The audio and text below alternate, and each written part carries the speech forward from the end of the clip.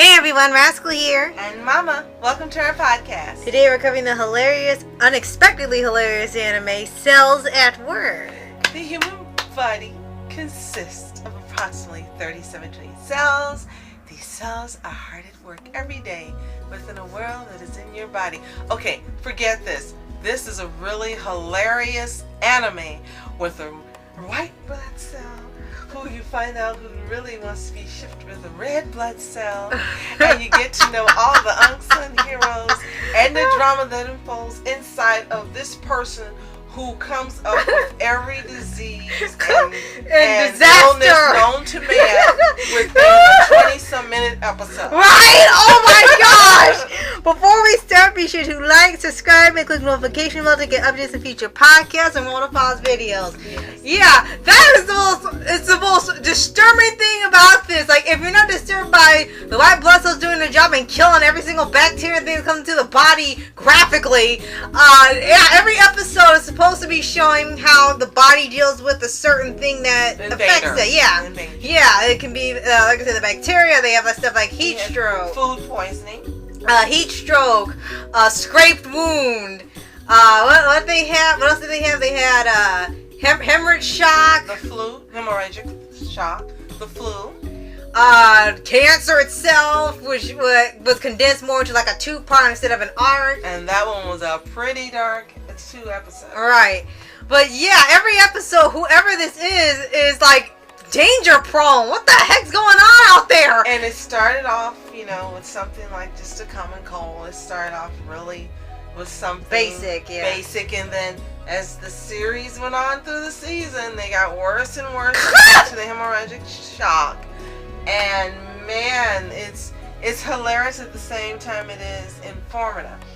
What's most impressive and brilliant is that while you have all these, this drama going on within this anime, the stories of these different areas within the body and the immune system, it's actually teaching you with the proper names for different organs are and different systems and different cells, and telling you what they do. So if you don't remember learning these things in school, well, now here's your fun refresher. Right. And it's very detailed. And there were times in the show when you said this is actually like when they draw these germs and bacteria and stuff, they kind of have them like super villains that come into the body every time you turn around. So for here, I remember you saying that they actually look like how they look under the microscope, or when they describe them to you, they actually look accurate, and they just give them anatomical features, so they're like anthropomorphic. Yes, so it's brilliant, and it's the red blood cell is voiced by Jeremy Lee. Yay! And you've got some other favorites that we know that appear regularly, like Morgan Berry. Robbie Damon's Spider-Man. Right. I think they had Christina V in here, right? Yes. The voice of Ladybug. Ray Chase. Laura Post, Bill Rogers, and quite a few others for both Japanese and English. So it's brilliantly done. It reminds me in its brilliance of MHA in the sense that someone came up with storylines for all these functions that go on in the body, and then they give it to, I'll say, cell cross lovers who have fallen for each other. And the red blood cell, she's lovably ditzy, and she gets lost everywhere she goes. And then did we get to that one? And she's always under attack. And then the white blood cell, the same white blood cell. But every single time it's the same has white one cell. eye covered, like he's really cool. Like, what the? It's a cell. He's got one large eye that shows. And he's always the one to save her. It's the same It's like one. Superman and Lois Lane. And it's the same one every time. And they always say in the intro, what is that, 3.7 trillion cells in the human body. How the hell do the same 2 cells keep meeting at the same time? It's the same cell getting attacked and the same cell saving her. That's what I thought was hilarious. It's like, are there no other cells in this body? The white blood cells, they keep showing you this group, and They all work together, but every time it's her and Danger's the same guy. And then helping the white blood cells, you have the killer T cells that act like Bakugo. Yeah. On steroids, if you can imagine. Yeah, and they're supposed to be, they're supposed to be, more lethal than the white blood cells. If they really need to fight back the bacteria or virus, they come in to help out the white cells. And they are trained like they're at boot camp. Yes. All the time. Just on boot camp mode 24/7, and they're yelling at everybody. It's like, oh, calm down. And then you've got I think it's the NK cell, I think it's Morgan Berry, who's like one of the characters from G.I. Joe. Uh-huh. Yes, and she's like badass and dressed like a G.I. Joe character, and she takes no crap from any cell that's there. Right. And any invading virus or bacteria. Right. And then they got these little I think they're platelets. Yes, they're so cute. But they're little kids that like repair the body, and they help it with the healing. I thought that was they're little kids, and every time they're just going through the body and they're carrying stuff, and they gotta go through them, and they're supposed to be saying that's why it takes a while to heal, because they're they're little bitty cells, and they gotta take their time everywhere because they're children. They don't grow up, they're just children. And everyone who comes around thinks they're adorable and tells them to look out, and everyone wants to protect them. It's right. Brilliant. It's fun and it's brilliant. And here's the thing. When I heard of cells at work and saw the imagery and stuff, I thought it was more like an action or drama, because they said going on in the body, and like, okay, is this like an action show or a showing or something? Then we turn it on after they tell you the thing about the human body. First thing is that the intro was zany and fast. Hey, go, stop that work. It's like, I didn't know this was a comedy. No one said about it being a comedy till you're watching, and all this crazy crap happens every single day, an hour, I'm going to say hour, to this body. He needs to just whoever this is needs to stay at home. The outro sounds like it's being sung by the same artist who did the intro for The Flying Witch. It sounds exactly like her. It's got that same, as you said, whimsical sound, and it's fun, and it makes you want to bounce around, and it makes you happy. It sounds just like her. So right. If anyone knows if it's the same artist, let me know in the comments below. Yes. And like I said, we mentioned there's quite a few episodes where they battle against some type of dangerous thing going on for the body. But there are maybe one or two episodes that are completely lighthearted. Like they have one, it's one of my favorites, where it's just about the circulatory system. And they explain the blood flow from the lungs to the heart and to the brain. And they have all these cells, and they constantly deliver oxygen to the cells they need for the day. So they're always, delivering all around the body. And if you watch the show enough, the red blood cell always has the habit of getting lost everywhere. Every time. And she's always delivering oxygen to everybody everywhere. Right. And then this episode, she becomes determined to not get lost. She wants to find her way there and get back without help, or getting lost, or getting attacked by a germ or something. And I've never seen her this determined. And so White Cell just takes it upon himself to just look out for her the entire way there and back. And she doesn't know it. Yeah. And the whole time, and she actually does succeed in doing it. And it's probably one of my favorites because not only is it hilarious all the crap she goes through every time she goes back and forth to one place or another, is the fact that he literally went through all this to stop protecting the body just to protect her. Yes. Like, you protect the body anyway. and they even had where he was saying he admires her, for being determined and stuff. You can see he's really starting to like her. Yes. And then Killer T Cell punches the hell out of him and says it's never gonna happen because he's a white blood cell and she's a red blood cell. Where did this cellism come from? And then Mama said, don't break his little heart. And then he, like 2 seconds later after that commentation, he goes back and talks to her. I was like, I'm so glad he didn't listen. And I was like, what the hell? You didn't listen to nothing, did you?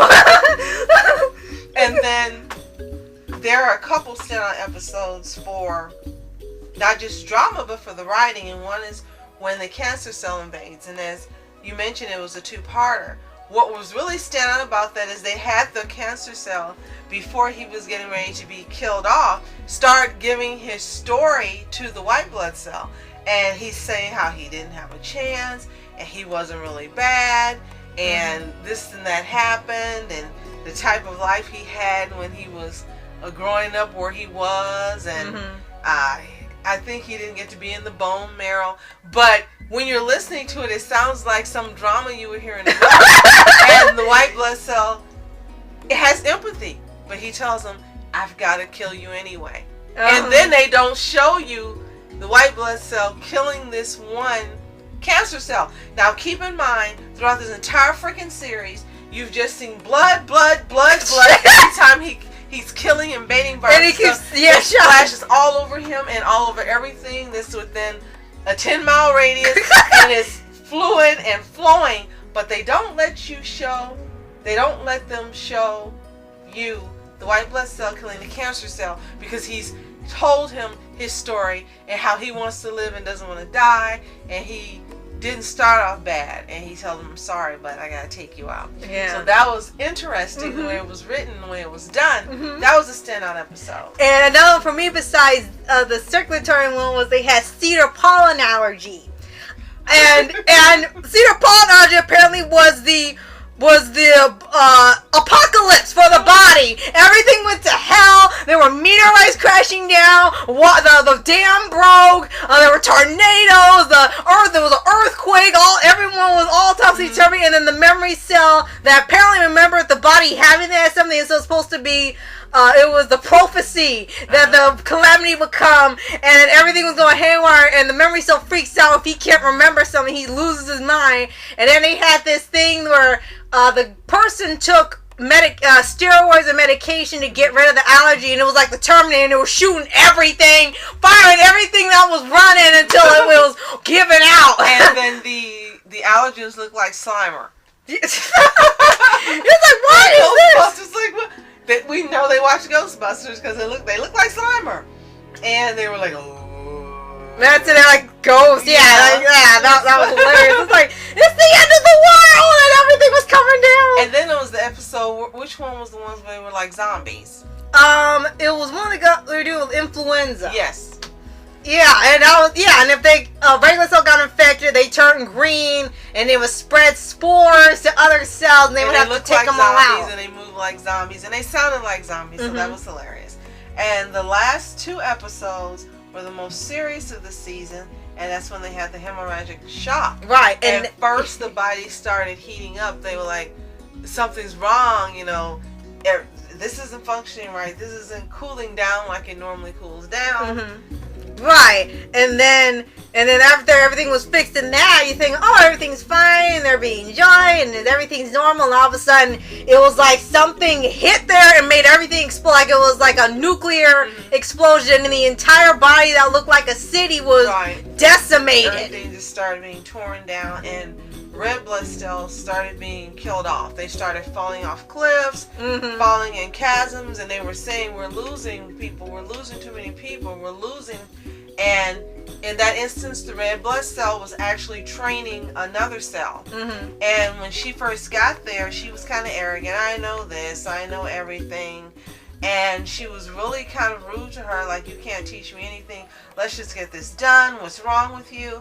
And then when everyone else was falling and dying, she was determined to get that oxygen where it needed to be. And the girl, the red blood cell girl who was arrogant, actually became impressed with her resolve, but only after she told her, you're crazy, just give up, why don't you just die?